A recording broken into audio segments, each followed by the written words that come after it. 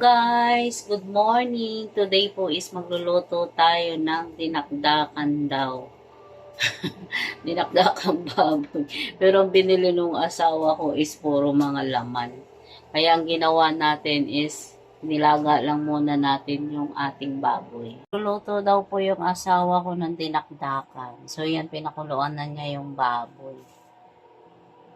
Nilagyan natin niya ng asin. Ay, wala pang asin yan.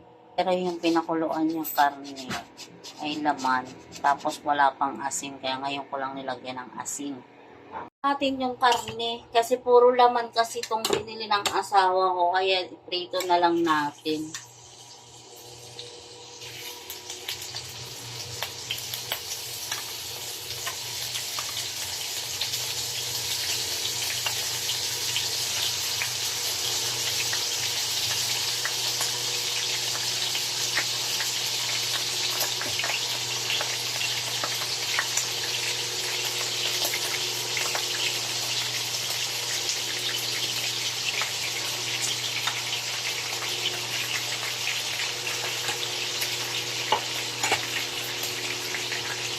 Hintayin lang natin siyang mag-golden brown po. Guys, luto na po yung ating pritong baboy. So, gagawin natin is hihiwain lang natin ito. Hindi na siya masyadong abot ng mantika. So, pero nilaga ko naman na ito eh. So, hiwain naman natin.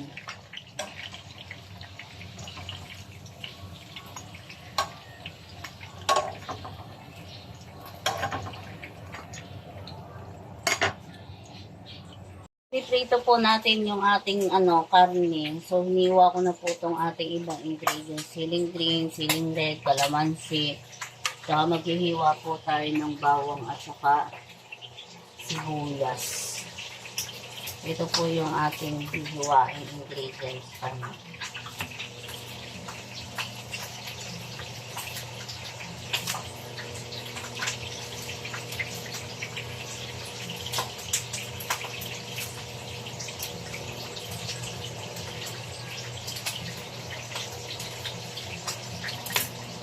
Ito na guys, yung ating ingredients. May sibuyas, kalamansi, bawang at luya at siling green at siling red. So ito yung ilalagay natin doon sa sinasabing dinakdakan na gusto ng asawa ko. Yan, tatry kong lutuin. First time ko kasing lulutuin to, kaya hindi po ako marunong. So bahala na.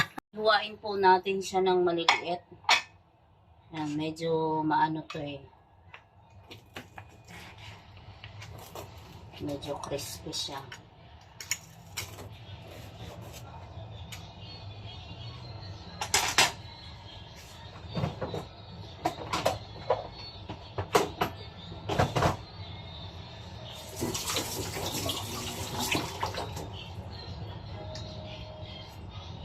Kuha tayo ng medyo malaki-laking kutsilyo. Init. Mainit pa.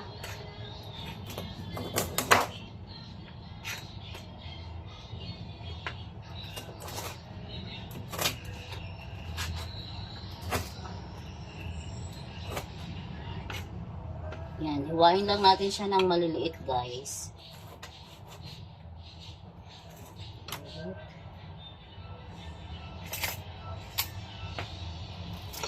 Medyo mainit.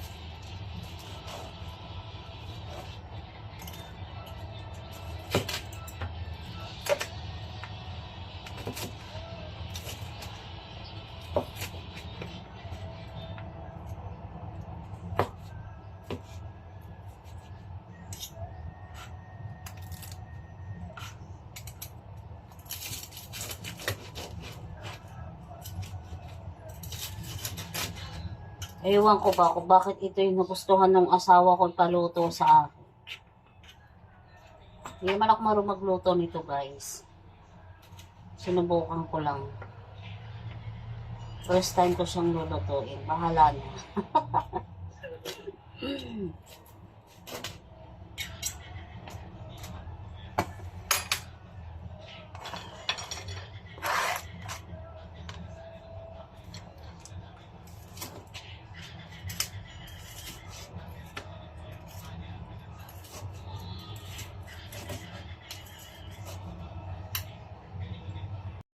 So, ito na guys, nahiwa na natin yung ating karne. So, ang gagawin po natin is, mimix lang po natin yung ating mga ingredients dito.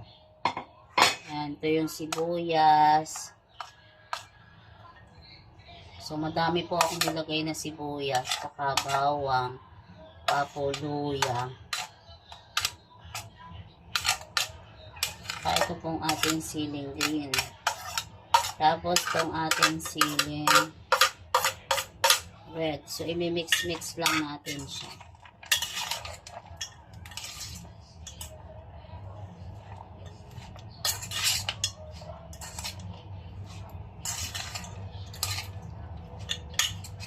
So, pag na-mix na po natin siya, lagay lang po natin tong ating mayonnaise. 2 kutsara lang po ito, parang almost 3. Kasi sinait ko na tong ating,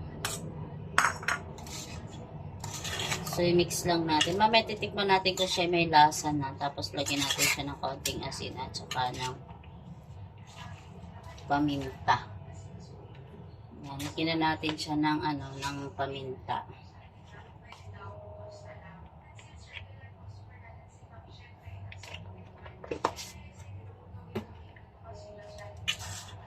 So, i-mix lang po natin siya.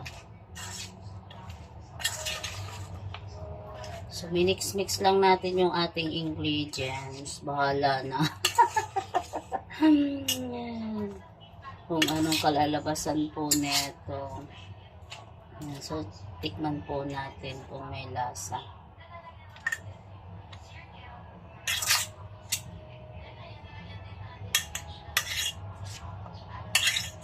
Ayoko na may sili.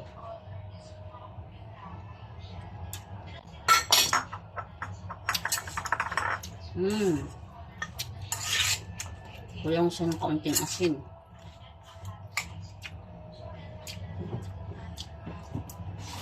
Lagyan natin siya ng kaunting asin.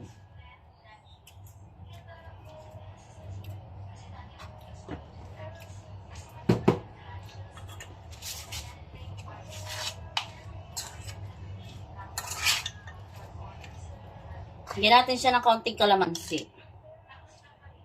Yan, ibuhos na natin tong 3 kalamansi po lahat yun, guys. Nilagay natin.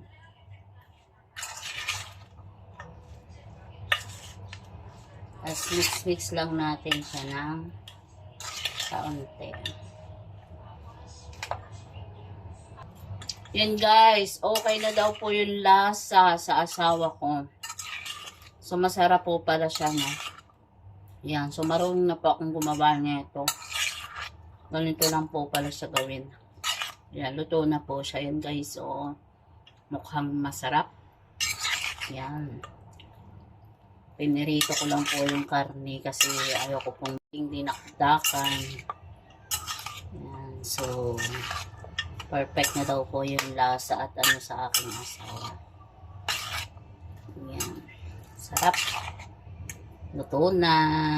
Ay, salamat. Ito yung ating ulam, yung dinakdakang baboy. Yan, so kain tayo. Meron pang natirang puso kagabi. Yan, kain po tayo. Panginoon, maraming salamat sa madaming biyaya na patuloy na binibigay niyo po sa tahanan ito, Panginoon. Patuloy mo, Lord God, ibuhos ang pagpapala sa tahanan ito, Panginoon, at maging sa bawat isa, sa aming mga viewer, Panginoon God, pagpalain mo po silang lahat, Panginoon. Ganon din po, Panginoon, sa pagkain na nasa aspasan mo po ng kalusog at kalakasan ng aming pisikal na katawan, Panginoon. Ama, salamat po sa mga pagpapala at blessing sa iyo namin, Lord, at tinatas lahat, pinamalik pa po, pasasalamat sa iyong dakilang Panginoon Jesus. Amen. Amen. Kain tayo guys. Ito yung aming ulam, dinakdakan. Marunong ka pala naman magluto. Parang masarap eh.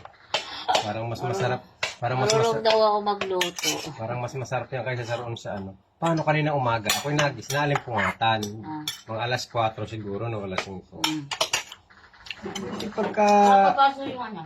Yung pagka ano ko, pagkagising ko, pagka idlip ko uli. Yan ang nagpabalik-balik sa aking Ano? naginip. Dilakdakan. Dilakdakan hanggang sa ako'y magising. Yes. Gusto ko na, naginip pala yung Kaya asawa sabi ko, ako, para kanina umaga ako'y gutom na gutom pag-gising ko. Sabi ko ako magagawa dinakdakan kahit ako lang ang magagawa. Panaginipan pala ng asawa ko itong dinakdakan. Ay, nagulat.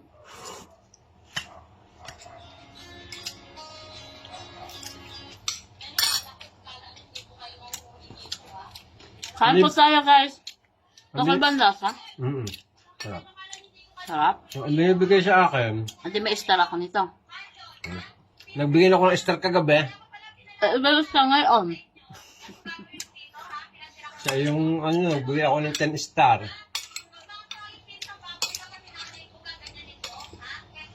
Masarap yung luto ko. Binibigyan ako ng star ng asawa ko.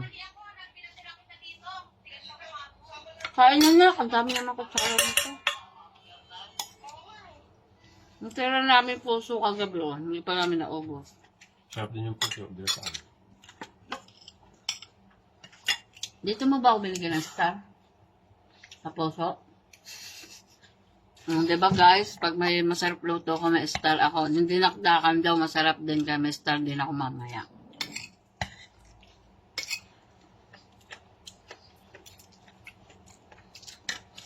Parang wala kang hangang feeling.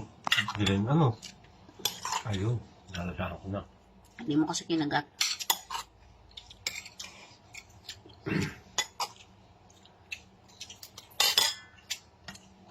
Ito may mayonnaise. Dalawang kutsara lang, doon nila lahat ng...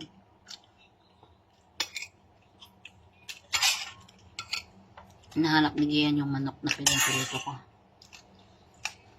Kapag ba air fryer na ibababa, hindi pa nagagamit ko. Ano ba yung niluluto daw? Pwede ka din mag-fried chicken eh. Ha? Hmm. May mantika? Pwede Wala. din yung baboy. Wala. Wala? Isprehan mo lang ang kaunti. Testing nga bukas. Makabi isang buong manok. Parang oven kasi yun.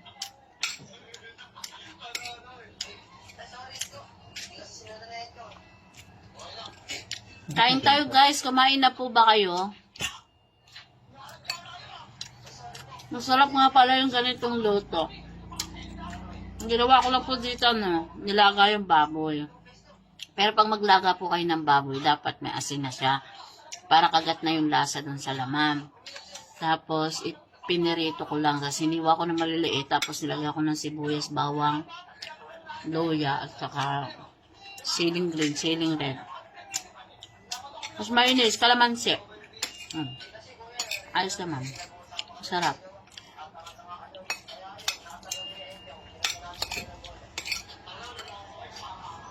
Ang dali lang pala siyang lutuin. Nakala ko mahirap.